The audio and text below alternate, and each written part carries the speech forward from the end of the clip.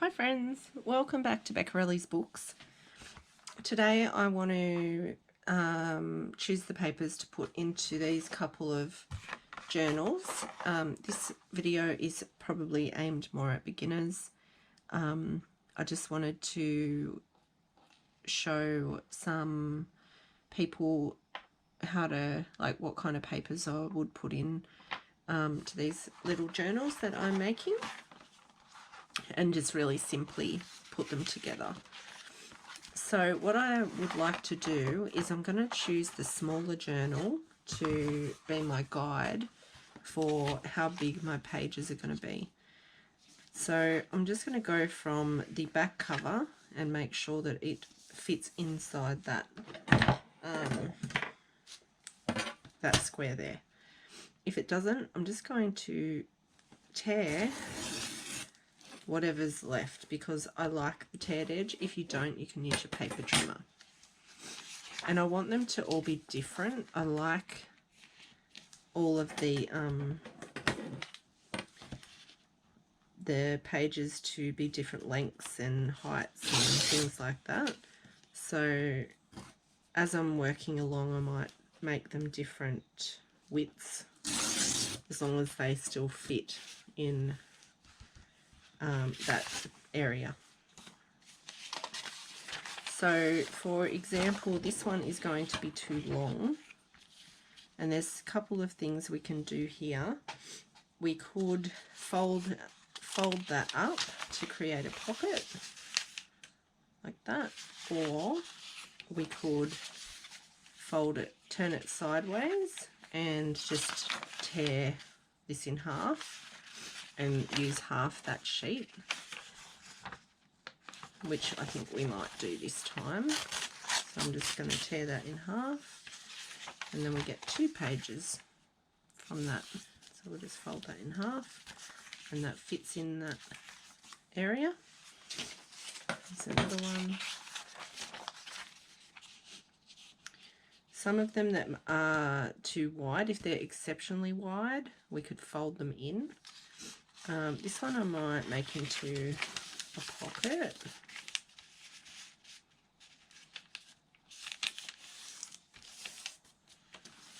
Just fold that up, and we can glue or sew it as a pocket later on. We don't need to do that at this stage just yet. We're just making sure that we've got enough pages that fit in the journal. So this one here, for example, this is too wide and too long. So I'm just going to tear it so that it is the right length. And I just moved it, but that's all right. And then I'm just going to fold in the sides to make flaps, or we could stick them down and make pockets. Totally up to you. Now that fits within that area as well. Same with this one. Now, as far as lines going sideways, some people like it, some people don't like it.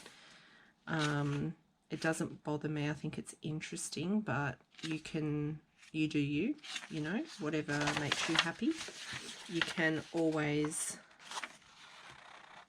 just change the configuration by making it a shorter page, or we could have actually made that the right length, but I'm happy with that. I'll save that for another time. Here's another one with a bit of a list happening. Don't really want to, I might use that for a bigger journal. I have actually quite a massive stack of different papers. This one here, I might just tear that one down. I think this is what is this? It is rice paper, which is a really pretty texture.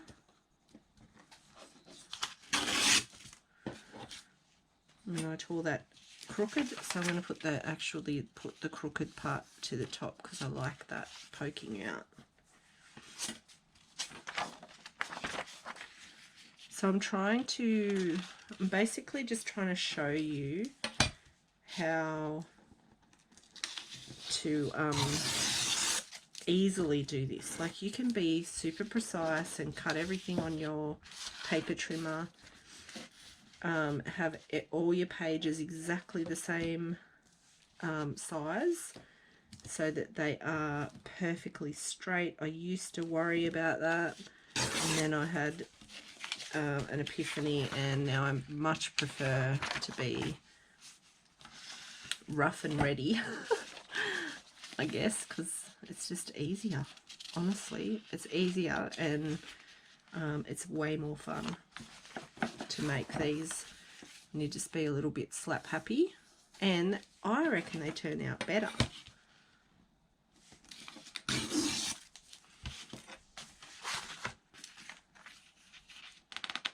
And this one, I'm going to refold this so that we get one part, which is going to be one page here, and then on the back I'm going to fold this in, and that will be either a pocket or a flap, probably a flap, and then you'll get this interesting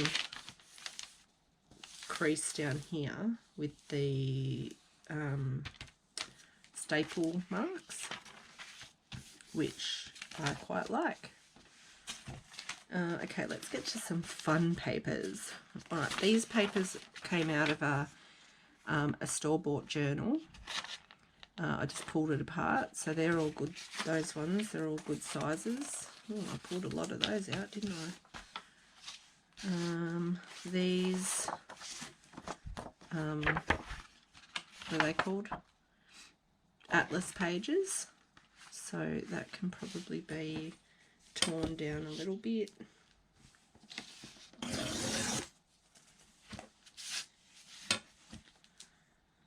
I'll tear this one from the top.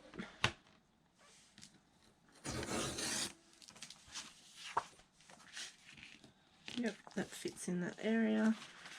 Same with the what you call this? This is called wrapping paper, and it's not old. This is not old wrapping paper, it's new, and I wet it, sprayed it down with some water and let it dry in the sun, and it went all crinkly and nice. You can coffee dye it, tea dye it, anything like that, whatever you like. Here's another one that I'm going to refold so that I can have a flap like that. And then, where am I going to, I think I'm going to tear the top of it off.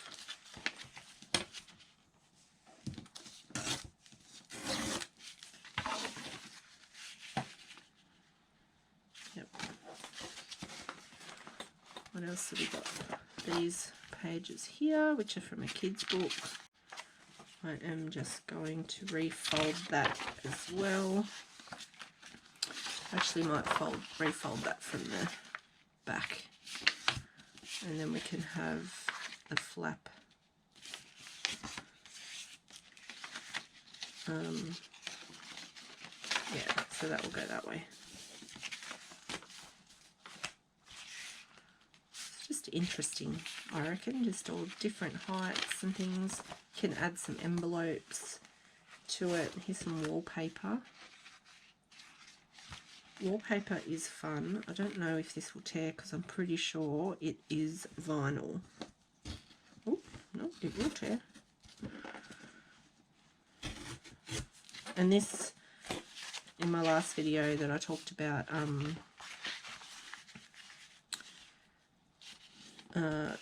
where to get paper from, this is new wallpaper from Bunnings as a sample.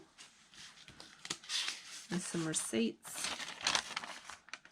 So for the receipts, if you would like to have these on the other side, like on the front as you're flipping through, just fold them the other way.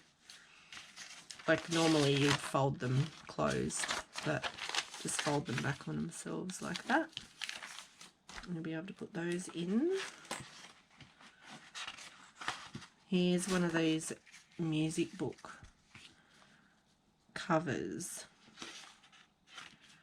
Do I want to tear it? I don't know that I do. I might have to leave it for a bigger journal so I can leave it as is.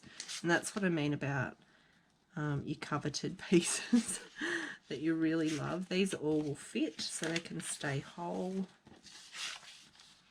Here's these dictionary pages, which I think I'm just going to tear some off the bottom because I like the red. See how that top part has red, if you can see that? And then I'm just going to fold in a little bit of the side, and they can be a tuck spot. And fold that back the other way too to have it on the other side.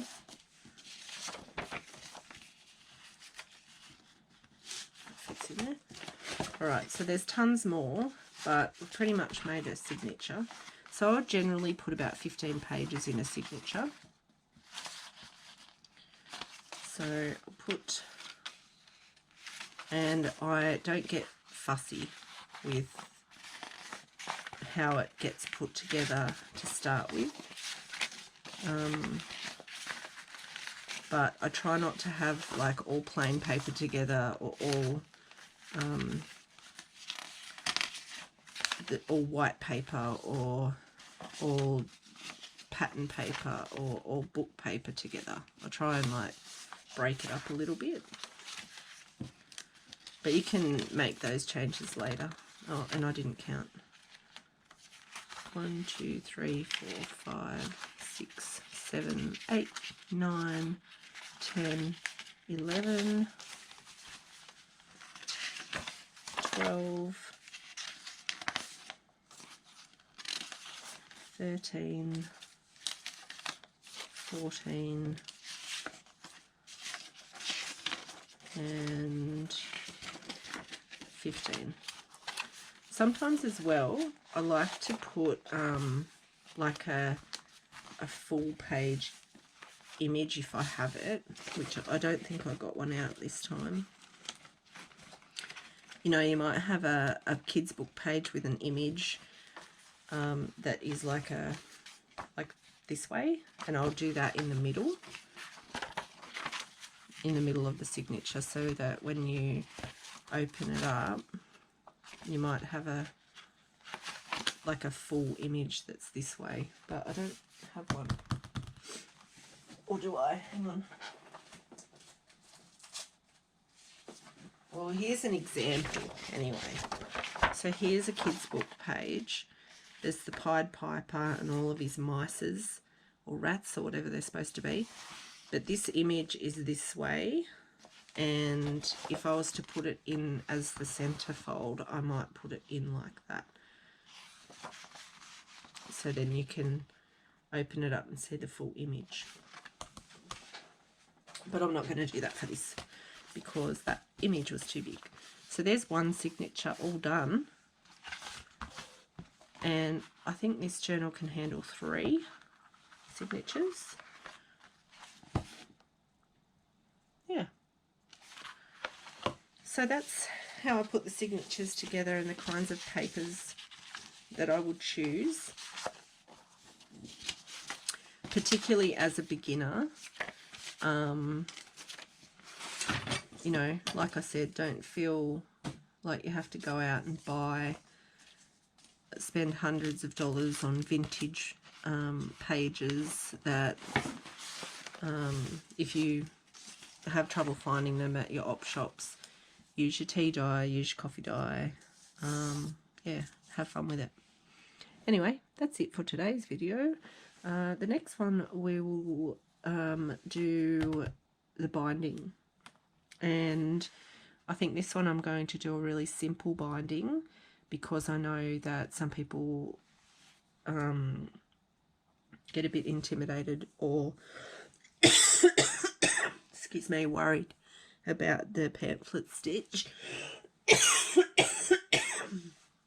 Sorry. Oh, excuse me. Yeah, about the pamphlet stitch. So we're just going to do a simple binding. And I'll show you how to do that in the next one. And you won't really need to worry about sewing. I mean, you need to put thread through, but it'll be literally just tying it on, basically. And then we'll move on to the next bit, and we'll do some decorating on the front and some closure, and then we'll do some pockets and things for inside and decorate. Yeah, anyway, I hope you're enjoying this series and it's helping you. Leave a comment below if you're joining along, and yeah, I'd love to know if it's helping you out, because I didn't have many videos when I first started junk journaling, and I really wanted to make a few that might help someone out who's just starting. I have chatted to a few people from some Facebook groups who haven't had a go yet, because they're a little bit worried that, you know, they're not doing it right or they're not able to do it. But it's like anything new that you haven't done before. You won't be good unless you keep going and you do it and you do it over and over and over and over and make mistakes, because that's how you learn. Righto, thanks for watching. See you in the next one. Bye.